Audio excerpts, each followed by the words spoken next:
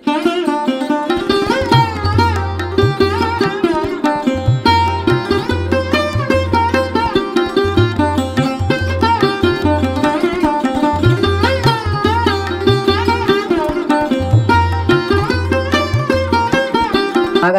రుద్రాక్ష TV వీక్షిస్తున్నటువంటి వీక్షకులకు మరియు ప్రేక్షకులకు యూట్యూబ్ మన రుద్రాక్ష యూట్యూబ్ ఛానల్ మరియు ఇన్స్టాగ్రామ్, ఫేస్బుక్, ట్విట్టర్ ఫాలోవర్స్ అందరికీ స్వాగతం, సుస్వాగతం. ఈ వీడియోలో మనం ఒకటి మంచి వంటగది టిప్స్ చూద్దాం. వీటిని శుభ్రత పట్ల అశ్రద్ధ వద్దు. వంటింటికి సంబంధించిన చాలా రకాల వస్తువులు చూడటానికి అందంగా కనిపిస్తే చాలు మనం కొనుగోలు చేస్తుంటాం. కానీ వాటిని శుభ్రపరిచే విషయంలో మనం చాలా అశ్రద్ధ చేస్తుంటాం.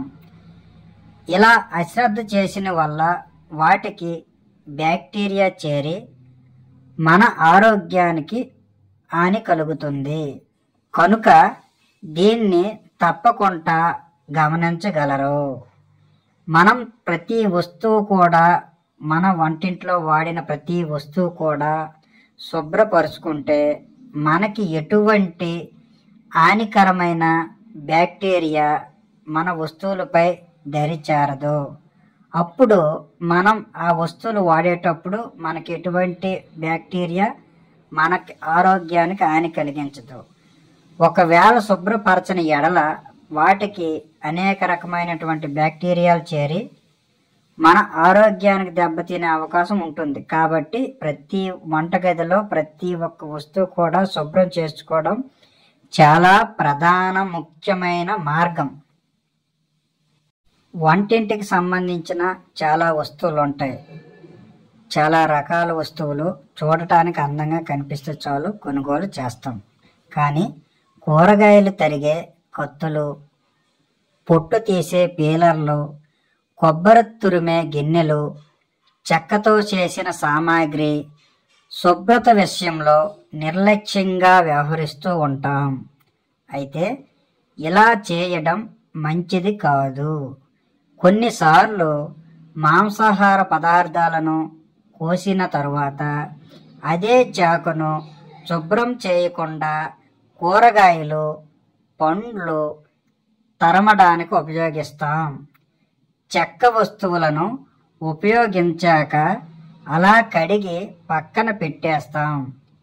ఇలా చేయడం వల్ల హానికర బ్యాక్టీరియా వృద్ధి చెంది ఇతర పదార్థాలకు వ్యాపించే ప్రమాదం ఉందని పలు అధ్యయనాల్లో తేలింది. అందుకే కూరగాయలను తరిగే చాకులు, పీలర్లను ఉపయోగించిన వెంటనే జాగ్రత్తగా క్లీన్ చేయండి, అంటే శుభ్రం చేయండి వస్తువులను. ముఖ్యంగా పీలర్లు పళ్ళ సందుల్లో ఉండిపోయే పొట్టు లాంటి పదార్థాలను క్లీన్ చేసిన తర్వాతే వాడండి. వీటి సందుల్లో ఉండే, పళ్ళల్లో సందుల్లో ఉండే పొట్టు లాంటి వస్తువులు ఉంటాయి, వాటిని శుభ్రం చేశాకే వాడండి. వీటి శుభ్రం చేయడానికి కొన్ని టిప్స్ ఫాలో అవుదాం. ఈ వీడియోలో మీకు వినిపిస్తాను. కొన్ని టిప్స్ చూడండి. ఈ వస్తువులు ఎలా క్లీన్ చేయాలనేది ఈ వీడియోలో మనం చూద్దాం.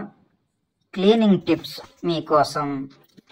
స్టీల్ వస్తువులను వాడిన ప్రతిసారి ఖచ్చితంగా సబ్బు లేదా డిష్ వాష్ బార్తో క్లీన్ చేయాలి. తరచూ వాడకపోతే నిమ్మరసం లేదా నూనె రాసి పక్కన పెట్టాలి.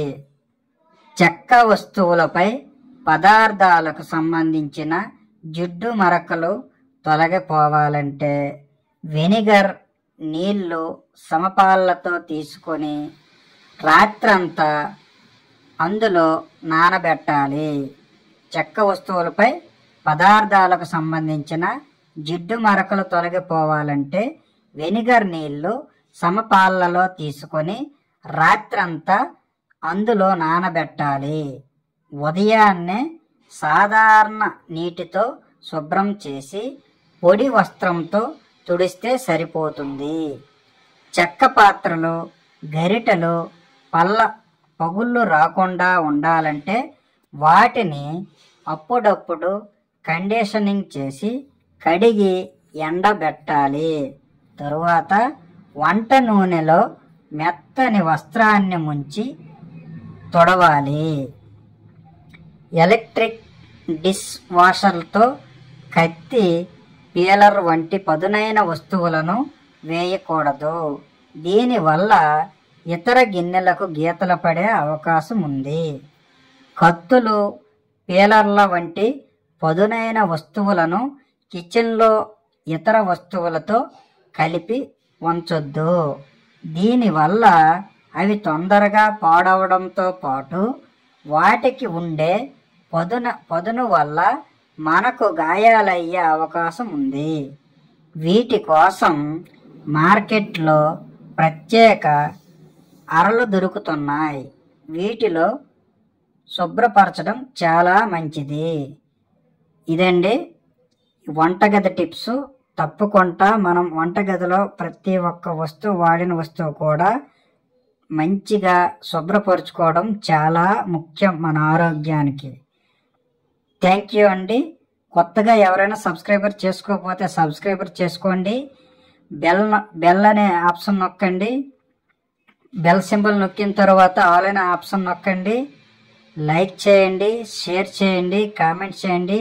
మీ ఫ్రెండ్స్ అండ్ ఫ్యామిలీ మెంబర్స్కి షేర్ చేయండి. Thank you for watching. జై హింద్, జై భారత్.